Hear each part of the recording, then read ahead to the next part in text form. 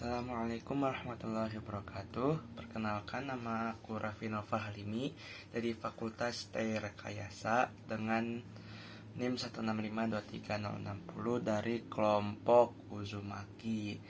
Nah, pada kesempatan kali ini, pada video kali ini, aku bakal ngejelasin mengenai materi apa aja yang disampaikan pada D6.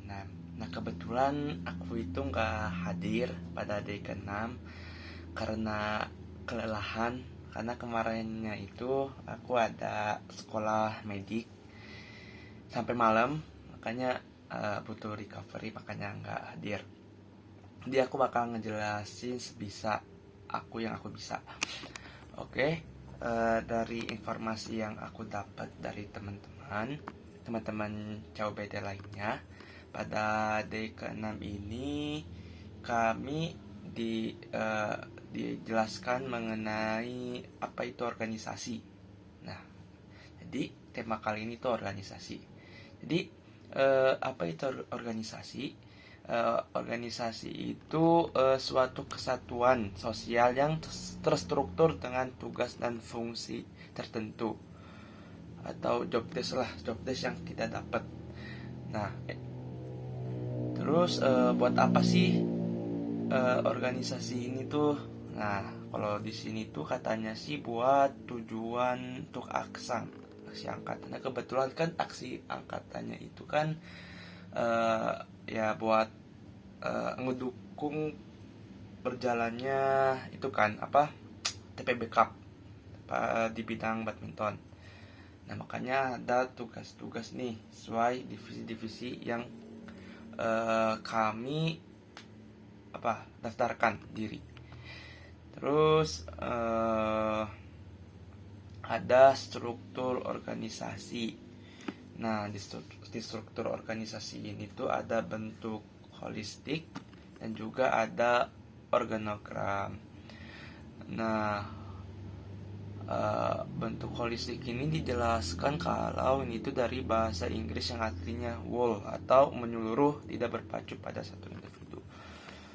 Oke, lanjut ke komponen dasar organisasi. Nah, ada kalau di materinya sih ada dua ya, ada statis dan dinamis.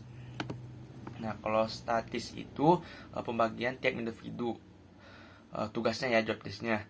Kemudian itu berhubungan dengan pelaporan resmi dan hierarki dan rentang kendali. Kemudian ini tuh ada pengelompokan individu menjadi bagian organisasi. Kemudian kalau dinamis ini tuh sistem hubungan komunikasi, koordinasi, integrasi vertikal dan horizontal. Oke, kemudian ada lanjut ke basic organization design. Ini tuh ada berapa nih? 6. Oke, ada 6. Yang pertama itu ada work specialization. Ini tuh pemberian tugas kepada masing-masing anggota dengan spesialisasi tugas tertentu agar ya berjalan secara optimal gitu. Kemudian ada chain of command.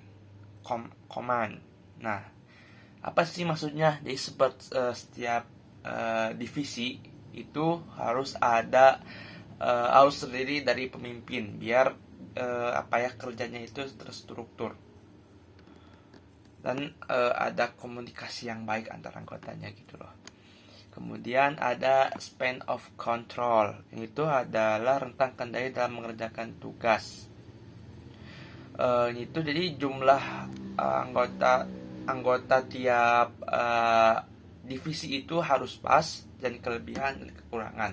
Karena kalau kelebihan itu nanti ada yang nggak kerja, ada yang nganggur. Terus kalau kekurangan jadi chaos ya, karena pembagian tugasnya jadi kebanyakan per individunya. Kemudian ada authority and responsibility. Ini itu artinya itu authority itu kewenangan, dan kalau responsibility tanggung jawab dalam menjalankan tugasnya. Kemudian ada centralization and decentralization. Nah, apa itu centralization? Kalau bahasa Indonesianya itu sentralisasi. Itu adalah pengambilan keputusan yang besar sehingga dibutuhkannya pemimpin. Jadi pemimpin itu harus terlibat. Kemudian ada decentralization atau bahasa Indonesianya itu desentralisasi. Itu pengambilan keputusan yang sederhana. Jadi tidak perlu adanya ketua yang terlibat. Lanjut ke departmentalization. Itu basic organization design yang terakhir yang artinya itu pembagian struktur organisasi dalam departemen dan penentuan bidang. Oke, lanjut ke problem solving. Di situ ada berapa? Ada 3 problem solving, itu Pareto analysis. Itu artinya itu penstrukturan permasalahan, bahwa 80% permasalahan disebabkan oleh sebuah 20% permasalahan. Kemudian ada fishbone diagram. Ini itu ada permasalahan kayak tulang ikan. Jadi ini tuh kayak ngebuat desain masalah apa aja yang menjadi akar permasalahan gitu loh. Kenapa masalah ini bisa terjadi dalam, kemudian kita gambar permasalahan itu dalam fishbone. Sebenarnya kayak apa ya, mind map, tapi ini tuh bentuknya fishbone, ya tulang ikan. Terus kita gunakan metode 5 whys. Itu yang menanyakan akar masalah dengan 5 pertanyaan kenapa. Oke, lanjut ke manajemen keuangan. Nah, di manajemen keuangan ini tuh ada apa ini? Ada 6 apa 7 ya?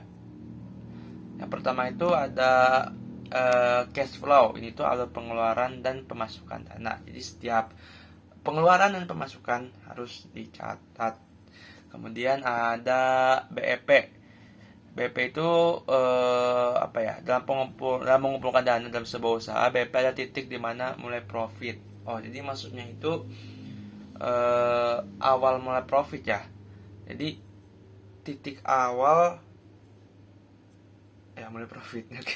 Oke. Kemudian ada startup cost.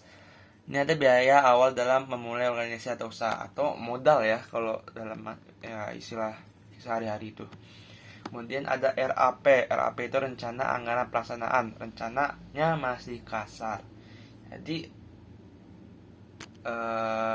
ya kita buat rencana, kita bakal ngeluarin apa aja.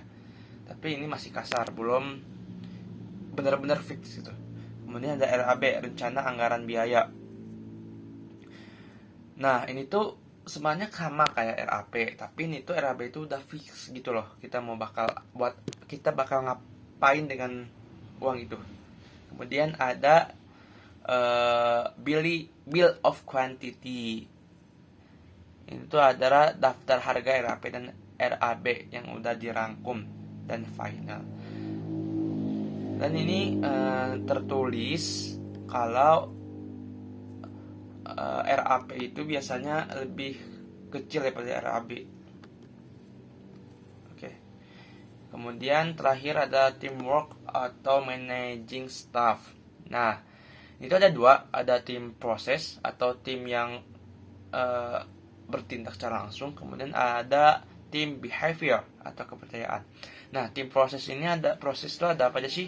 Ada 6. Jadi ada team meeting, roles and responsibilities, communication, decision making, measuring and performance, and team feedback.